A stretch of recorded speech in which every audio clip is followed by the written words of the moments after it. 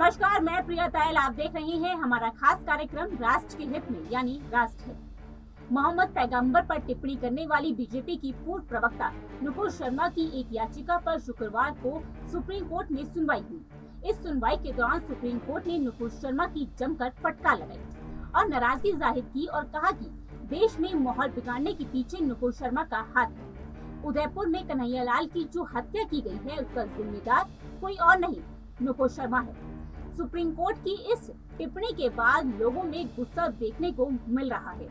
Court की आलोचना हो रही है, साथ ही लोग सुप्रीम कोर्ट की टिप्पणी पर सवाल उठा रहे हैं। लोग पूछ रहे हैं कि क्या सुप्रीम कोर्ट के फैसले एक समुदाय के हित में आने लगे हैं? क्या संवैधानिक हित सिर्फ अल्पसंख्यक समुदाय के लिए है? इन सभी सवालों के जवाब ढूंढेंगे हमारी इस खास रिपोर्ट में। क्या सुप्रीम कोर्ट कर रहा है पक्षपात? क्या सुप्रीम कोर्ट सिर्फ अल्पसंख्यक समुदाय के हित में दे रहा है फैसले? लोग पूछ रहे हैं कि क्या भारत में शरिया शासन हो गया है लागू? क्या सुप्रीम कोर्ट बहुसंख्यक समुदाय की भावनाओं को कर रहा है आहत? सुप्रीम कोर्ट के न्यायाधीशों ने शुक्रवार को नुपुर शर्मा को निश्चित तौर पर ईश निंदा करने वाला घोषित कर दिया है। ये वही कोर्ट है जिन्होंने कभी गर्व से कहा था कि असहमति ही लोकतंत्र का सुरक्षा कवच है। उसी कोर्ट के जजों ने नुपुर शर्मा और उनके कथन को कन्हैयालाल की हत्या का जिम्मेदार बता दिया। साथ ही कुछ हद तक वैसे इस्लामिकवादियों की तरह अपनी टिप्पणी दी जो खुद के कृतकों के लिए महिलाओं के लिए ही जिम्मेदार बताते हैं। कोर्ट के जस्टिस ने भी देश में हो रहे हिंसा के लिए नुपुर शर्मा की फिसली जुबान को दोषी बताया है। कोर्ट ने सुनवाई में कहा कि नुपुर को राष्ट्र से माफी मांगनी चाहिए। इतना ही नहीं, नुपुर की ओर से जब कोर्ट में कहा गया कि वह अपने ऊपर हुई शिकायत मामलों में जांच में सहयोग कर रही हैं, तब सुप्रीम कोर्ट के जजों ने कहा कि उनके ऊपर रेड कॉर्पोरेट वाला तंज कस दिया। माय लॉर्ड ने नुपुर को लेकर ये तक कहा कि कई बार सत्ता का सुरूर दिमाग में चढ़ जाता है। लोग सोचते हैं कि उनके पास बैकअप है और वह कुछ भी बोल सकते हैं। कहा जाता रहा है कि न्याय व्यवस्था महिलाओं की मदद के लिए है जिन्हें जान से मारने की धमकी मिल रही हो, खुलेआम प्रेम की धमकी दी जा रही हो।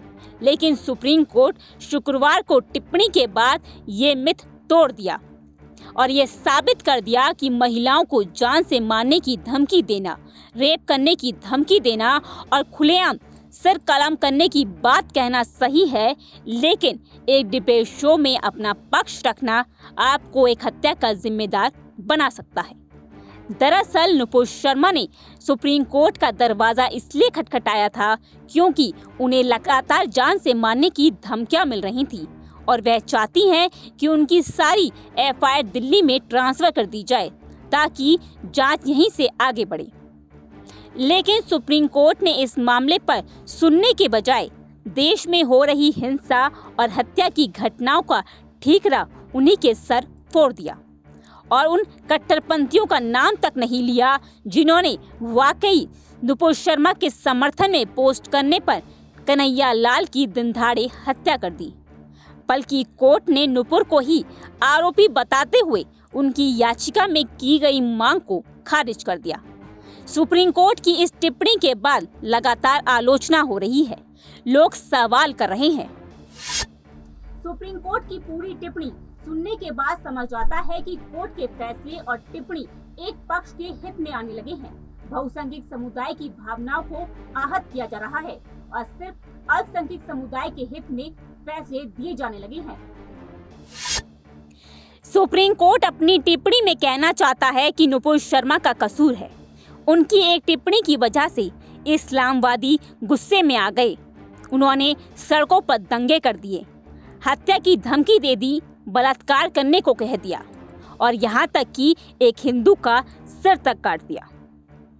सुप्रीम कोर्ट का काम है देश के संविधान से चलना, लेकिन उनकी टिप्पणी इस्लामवादियों को ये हिम्मत देगी कि वो अपनी हिंसा को वाजिब दिखा सकें।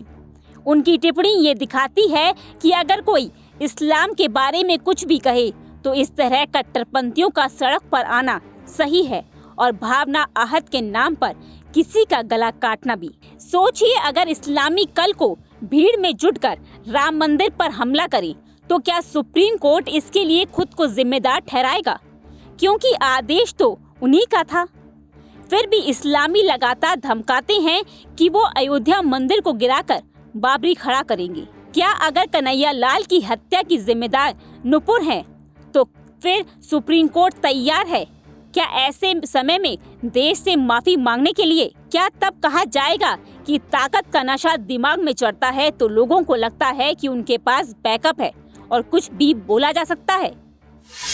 जस्टिस जे पाद्रीवाला और जस्टिस सूर्यकांत की तल्ख और चौंका देने वाली टिप्पणी के बाद लोग हैरान रह गए। क्या वह वास्तव में भारत में ही है? क्या ये वह भारत है जहां संविधान का शासन है? लोगों को सहज विश्वास ही नहीं हुआ और लोग कहने लगे, क्या भारत में शरिया शासन लग गया है? कई लोगों ने शुक्रवार को न्यायपालिका का काला दिन भी कहा है। सोशल मीडिया पर लगातार सुप्रीम कोर्ट की टिप्पणी की आलोचना हो रही है। ये देश से लेकर विदेश तक टिप्पणी के खिलाफ लोग गुस्सा जाहिर कर रहे हैं।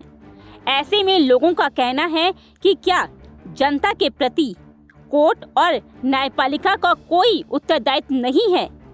क्या अब उन्हें कट्टरपंथी भेड़ियों के आगे फेंक दिया गया है? कट्टरपंथी इस्लामिस्ट से डरकर अब एक आम आदमी क्या न्यायालय में न्याय नहीं मांगेगा? इसी के साथ एक सवाल हर बार उठता रहा है कि सिख कट्टर तो सही, ईसाई कट्टर तो सही, लेकिन हिंदू कट्टर तो अराजक क्यों?